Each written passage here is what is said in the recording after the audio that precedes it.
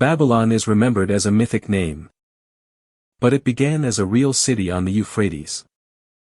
Its surviving ruins are only the visible edge of a much larger story about power, writing, worship, and memory. The site lies in modern Iraq, south of Baghdad, where the river once supported fields, canals, boats, and dense urban life. Babylon was never an isolated monument. It was a city embedded in a managed landscape. Babylon's history reaches back to the 3rd millennium BCE.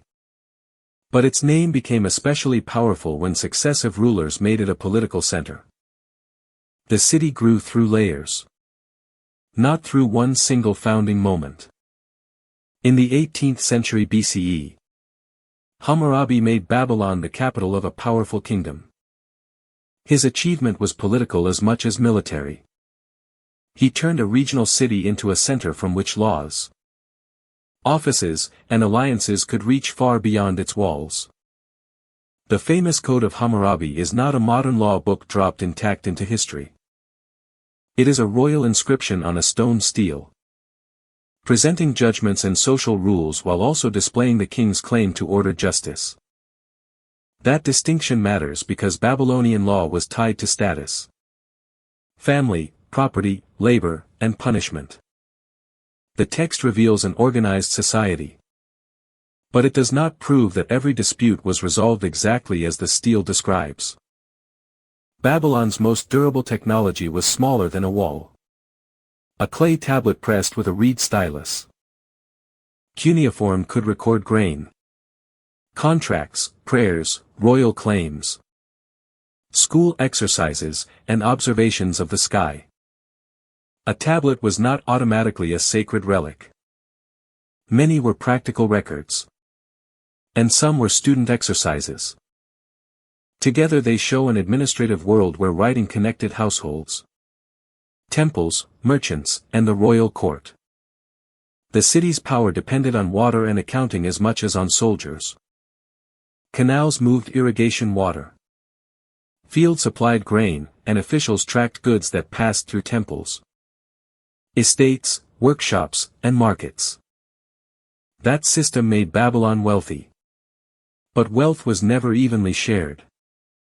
The city depended on farmers, laborers, artisans, carriers, scribes, priests, and officials whose work rarely appears in the grandest royal stories. After Hammurabi's dynasty weakened, Babylon remained important even as other powers contested Mesopotamia.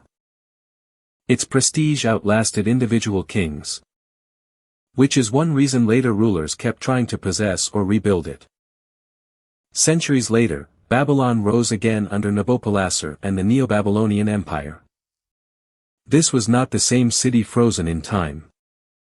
It was a deliberate rebuilding project that used the older name to create new authority. His son Nebuchadnezzar II turned that ambition into a monumental capital. Bricks, gates, palaces, temples, and processional streets made the city's architecture speak in the language of empire. The walls were not simply scenery for a legend. They controlled movement, marked the city's boundary, and made defense visible. Their exact appearance and scale must be reconstructed from remains, texts, and later descriptions rather than imagined as one perfect photograph. The Ishtar Gate became the city's most recognizable entrance. Its blue glazed bricks and protective animals were not decorative filler. They announced a sacred route where royal construction, divine protection, and public ceremony met.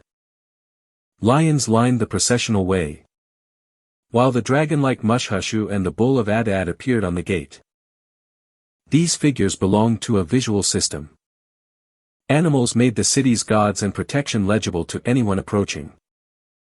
The gate's surviving pieces also carry a warning about authenticity.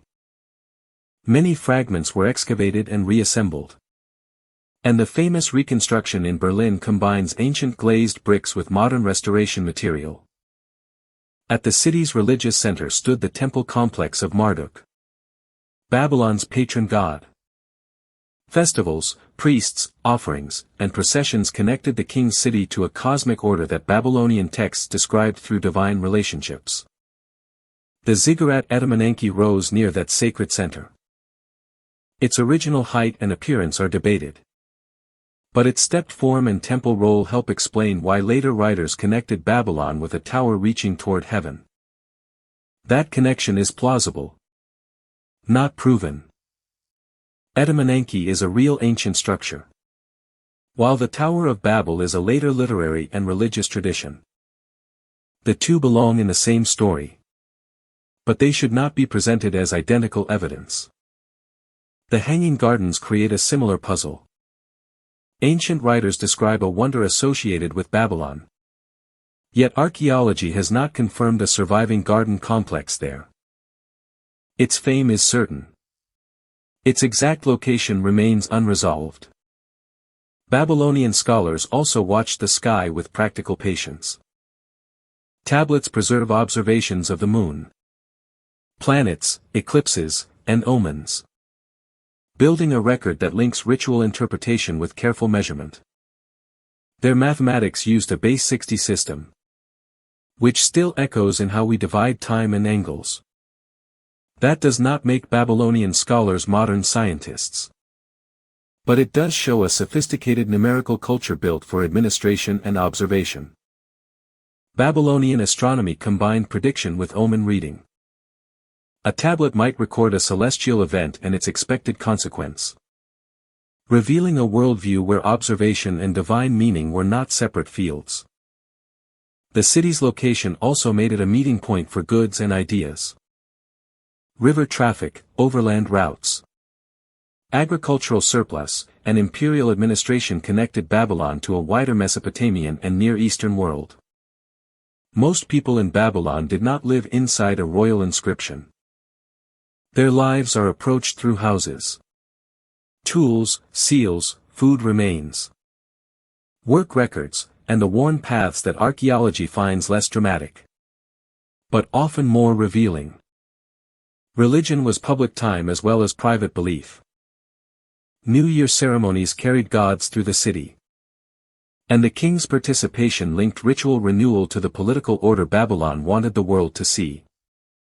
Royal inscriptions repeatedly describe rebuilding. That language is more than decoration. It records how kings presented themselves as guardians of ancient temples while also using restoration to mark a new political beginning. This is why Babylon cannot be reduced to one king. Its monuments are the result of inherited plans.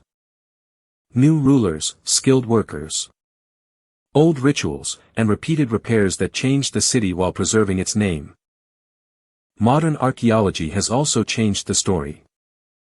Excavation can recover walls and tablets, but reconstruction must separate what survives, what is inferred, and what later imagination supplied.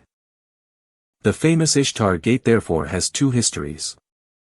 Its ancient life as a ceremonial entrance, and its modern life as fragments studied, conserved, and partly reconstructed. Both histories matter, but they answer different questions. In 539 BCE, Cyrus the Great brought Babylon into the Persian Empire. The city's capture became a turning point. But it did not erase Babylon immediately. Imperial transitions usually change institutions before they empty streets. Babylon continued under Persian rule and later came into the Hellenistic world. Alexander the Great planned to make it an imperial capital. But his death left that ambition unfinished and the city's future uncertain. Babylon did not simply vanish on one dramatic night. Its political importance shifted. Its population and institutions changed. And later settlements reused or dismantled parts of the ancient city over centuries. The later legend of Babylon grew, because the real city was already impressive.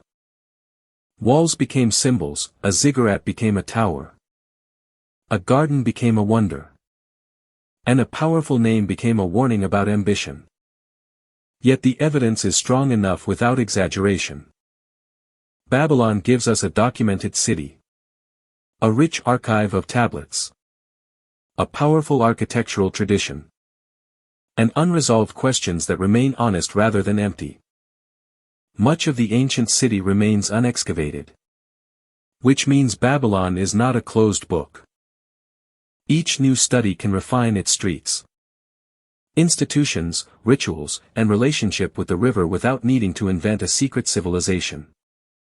Babylon's real achievement was not escaping history. It was turning mud brick, clay tablets, water, ritual, calculation, and royal ambition into a city whose name still shapes how later cultures imagine the ancient world. What part of Babylon's story would you want to see uncovered next?